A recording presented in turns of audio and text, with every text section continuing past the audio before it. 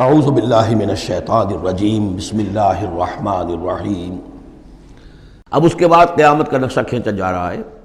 فَإِذَا النُّجُومُ طُمِسَتْ، جب ستارے مٹا دیے جائیں گے۔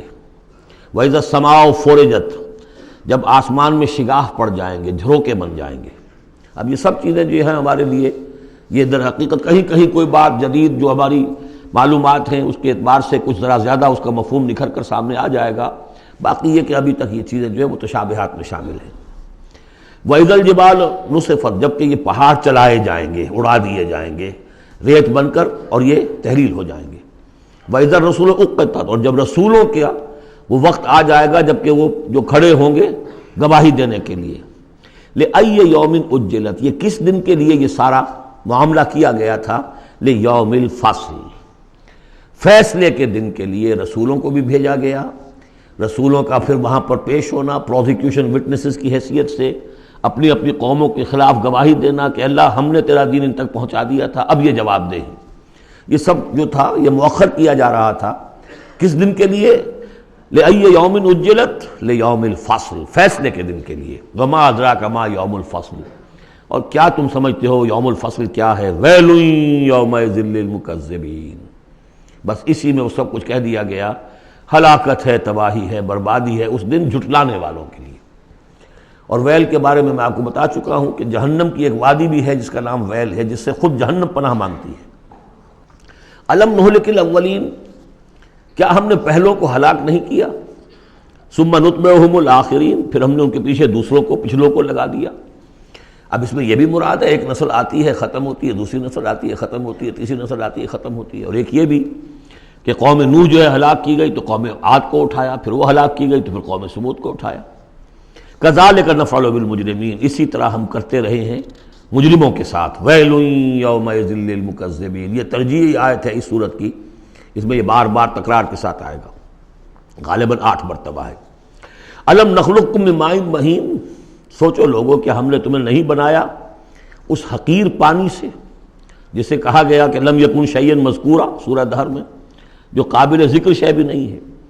فجعلناہ فی قرار مکین، پھر ہم نے اس کو رکھ دیا، اس نطفے کو ایک بڑے مضبوط قلعے کے اندر قرار جمے ہوئے، جو وال آف یوٹرس ہے، رحم مادر کی ماں، وہ بڑی مضبوط ہوتی ہے کہ جو دیوار ہے۔ فجعلناہ فی قرار مکین الی قدر معلوم، ایک وقت معین تک کے لیے، ایک اندازے کا کہ جو پہلے سے معلوم ہے، طے شدہ ہے۔ فقدرنا، تو ہم یہ سب کچھ کر سکے، یا ہم نے وہ اندازہ مقرر کیا۔ فنعم القادرون، کہ کیا ہی اچھے ہیں ہم قدرت رکھنے والے، اور کیا ہی اچھے ہیں ہم اندازہ مقرر کرنے والے۔ وَيْلٌ يَوْمَئِذٍ لِّلْمُكَذِّبِينَ، ہلاکت اور تباہی اور بربادی ہے اس دن جھٹلانے والوں کے لیے۔ الم نجعل الارض کفاتا، کیا ہم نے زمین کو نہیں بنا دیا سمیٹ لینے والی؟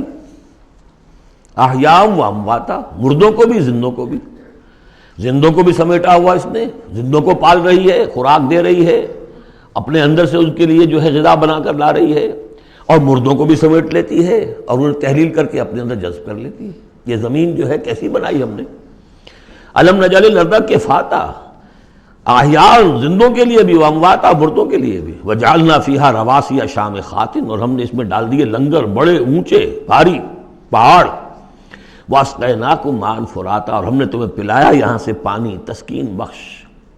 ویل یومئذ للمکذبین، اب یہ سب وہ تذکیر بآلاء اللہ، اللہ کی قدرتیں، اللہ کی نعمتیں، اللہ کے احسانات کے حوالے سے یاد دہانی۔ انطلقوا الی ما کنتم بہ تکذبون، اب جاؤ اس چیز کی طرف جس کو تم جھٹلاتے رہے تھے، یعنی جہنمیوں کو حکم دیا جا رہا ہے اب جاؤ جہنم کی طرف۔ انطلقوا الی ظل ذی ثلاث شعب، چلو ادھر میدان حشر میں بہت دھوپ اور بہت سختی گرمی ہوگی، تو جہنم دور سے ایسے نظر آئے گی جیسے کوئی سائے کی جگہ ہے، اور سائے کی 3 بڑی بڑی پھانکیں ہوں گی۔ انطلقوا الی ظل ذی ثلاث شعب، لا ظلیل، اس میں کوئی سایہ نہیں ہے، ولا یغنی من اللہب، اور نہ ہی وہ آگ کی تپش سے بچانے والی شے ہے۔ دور سے نظر آئے گا سایہ، یہ لپکیں گے، تیز تیز جائیں گے۔ انہا ترمی بشرر کالقصر، وہ تو آگ ہے جو اتنے بڑے بڑے انگارے پھینک رہی ہے نکال کر جیسے کہ وہ محل ہوں۔ کانہ جمالۃ صفر، یا ایسی چنگاریاں کہ جیسے کہ اونٹ ہوں زرد رنگ کے، ویل یومئذ للمکذبین، ہلاکت اور بربادی اور تباہی ہے اس دن جھٹلانے والوں کے لیے۔ ھذا یوم لا ینطقون، یہ ہے آج کا دن جس کے یہ بول نہیں سکیں گے۔ ولا یؤذن لہم فیعتذرون، نہ انہیں اجازت دی جائے گی کہ وہ کوئی بہانے بنائیں، اعتذار کریں، کوئی عذر تراشیں۔